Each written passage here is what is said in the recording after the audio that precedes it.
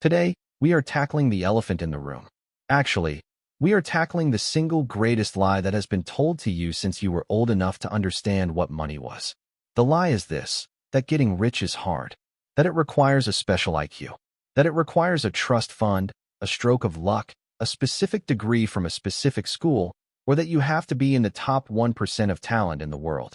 I am here to tell you, point blank, that this is a fabrication. It is a gatekeeping mechanism. It is a myth perpetuated by the people who are already rich to keep you out of the game. And it is also a myth perpetuated by the people who are poor to excuse their inaction. We need to stop the cycle today. Getting rich is not hard. It is simple. I want you to really sit with that distinction. Simple does not mean easy. Let me give you an analogy. Running a marathon is simple. You put one foot in front of the other, you breathe, and you repeat that for 26.2 miles.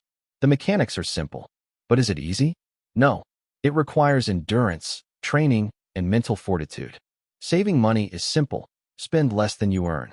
But is it easy in a world of consumerism and social pressure? Absolutely not. Today, we are going to strip away the complexity. We are going to look at the psychological barriers, the mathematical truths, the behavioral adjustments, and the practical steps that make the process of building wealth the most straightforward journey you will ever undertake. We are going to uncomplicate it until it's almost boring. Stick with me for this entire episode, and by the end, you will realize that the only thing standing between you and the life you want is not a lack of opportunity, but a lack of permission you've given yourself to take it. You are already equipped. You already have the tools. You just need to learn how to use them. Part 1. Deconstructing the hard myth. Let's start by asking a dangerous, psychological question. Why do we want wealth to be hard? Why does the human brain resist the idea of an easy path to riches? Think about that for a second. Human beings have a bizarre and often toxic relationship with difficulty. We tend to respect things that are painful. We value the degree we suffered for. We call it paying your dues, or the school of hard knocks. We have created a culture where if you didn't struggle, you didn't earn it. If you didn't bleed for it, it's not valid. So, when someone says, getting rich is easy, our brains immediately reject it. We think, well, if it were easy, everyone would be rich. But that logic is flawed. It is a logical fallacy. Everyone could be rich. The reason everyone isn't is not because the mechanics are complex, but because the psychology is fragile and the discipline is lacking. Think about physical health. The formula for being healthy is incredibly simple. Eat whole foods, drink water, exercise, and sleep. That's it. That's the entire secret. Yet, obesity rates are skyrocketing. Why? Because the formula is simple, but the execution requires us to say no to sugar, no to the couch, and yes to the gym. It requires behavioral change. Wealth is exactly the same. Wealth is a byproduct of behavior, not just intelligence. You know the old cliché about the tortoise and the hare? The hare was talented, fast, flashy, and intelligent. The tortoise was slow, steady, persistent, and unbothered by the hare's speed. The tortoise won because he kept moving forward. He didn't stop. He didn't get distracted. The path to wealth is exactly like that tortoise. It is boring. It is repetitive. It is about doing the unsexy thing every single day while everyone else chases the dopamine hit of the get-rich-quick scheme. The hare is the person day trading crypto, buying lottery tickets, or jumping from multi-level marketing scheme to multi-level marketing scheme. The tortoise is the person buying the index fund every month, rain or shine, for 20 years. We have been conditioned by movies, by news headlines that only cover the outliers, and by social media highlight reels to believe that wealth comes from a lucky stock tip, a lottery ticket, or a viral video. We see the outliers, the ones who hit the home run, and we assume that's the only way to score. We ignore the thousands of people who are quietly getting rich by just showing up, investing consistently, and owning assets. We don't see the boring millionaire next door who drives a used car and lives in a modest house. He doesn't make for a good Instagram story. So, the first step in making this easy is to stop believing it's hard. You have to reprogram your subconscious. You have to stop looking for the secret door and realize you are already standing in the room. The door was never locked. Part 5.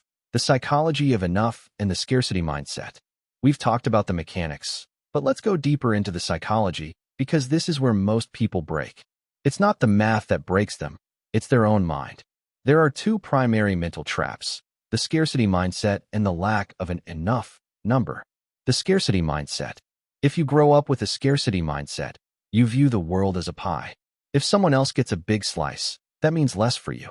This makes you fearful, conservative, and prone to hoarding. It prevents you from taking the intelligent risks required to build wealth, like investing in the stock market or starting a business. You see risk everywhere. The wealthy mindset is one of abundance. They view the world as an ever-expanding pie. They know that the stock market, despite its crashes, has created more wealth over time. They know that technology creates new industries. They know that there is always another deal, another opportunity, another dollar to be made. This mindset allows them to stay calm during market downturns, buying when things are on sale, and to take calculated risks. You must shift from "I can't afford this" to "How can I afford this?" It's a subtle shift in language, but it changes your brain from a victim to a problem solver. The enough number. The second trap is that the goalpost keeps moving. This is the hedonic treadmill. You think, if I make $100,000 a year, I'll be happy. You get there, and then you see people making $200,000, and you feel poor again. If you don't define what rich means to you, you will chase it forever and never feel wealthy. You will be a billionaire wishing you were a multi-billionaire. This leads to a life of stress and dissatisfaction. You need to sit down and calculate your enough number. What is the number that, if invested, would generate enough passive income to cover your basic living expenses? For some, it's $1 million. For others, living frugally, it might be $500,000. For others who want a lavish lifestyle, it might be $5 million. Once you hit that number, you are free. You are no longer working for money. Money is working for you. Anything beyond that is just a game. Define the finish line, or you will run the race forever. Part 6. The Practical Toolkit, your 90-day action plan. Talking is useless without action. So, let's get practical. Let's build a 90-day action plan based on everything we've discussed. If you follow this, you will be wealthier in 90 days than you are today. Guaranteed. Month 1. The audit and the foundation. Week 1. Track every single penny you spend. Use an app, a spreadsheet, or a notebook. Just become aware. You cannot fix what you don't measure. Week 2. Categorize your spending. Separate needs from wants. Identify the leaks, the daily coffee, the subscriptions you forgot about, the impulse Amazon buys. Calculate your burn rate. Week 3. Open the accounts. Open a high-yield savings account if you don't have one. Open an investment account like Vanguard, Fidelity, or Robinhood if you don't have one. Remove the friction. Week 4. Set up the automation. Automate a transfer from your checking to your investment account on payday. Even if it's $50. Treat it like a bill. Pay yourself first, before you pay the phone bill or the cable bill. Month 2. The income push. Week 5 to 6. Identify one high-income skill you can learn. Spend 30 minutes a day on free resources learning the basics of sales, copywriting, or your industry's most valuable hard skill. Week 7. Update your resume and LinkedIn profile. Even if you aren't looking to leave, put yourself out there. Talk to recruiters. Know your market value. Week 8. Have the conversation. Ask for the raise. Apply for the higher-paying job. Pitch your first freelance client. Make the move to increase your income. Month 3. The asset hunt. Week 9 to 10. Look at your spending through the asset/liability lens. Is there a liability you can sell? An extra car? A boat you never use?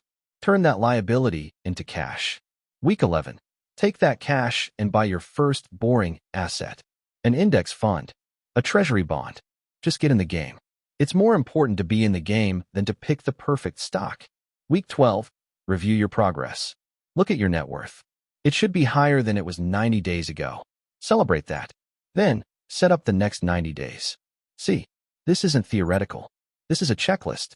Part 7. The obstacle is the path, Redux. Here is the part of the script where we have to address the final elephant in the room. If it's so easy, why does it feel so hard day to day? Because the hard part isn't the math or the plan. The hard part is you. It's your impulses.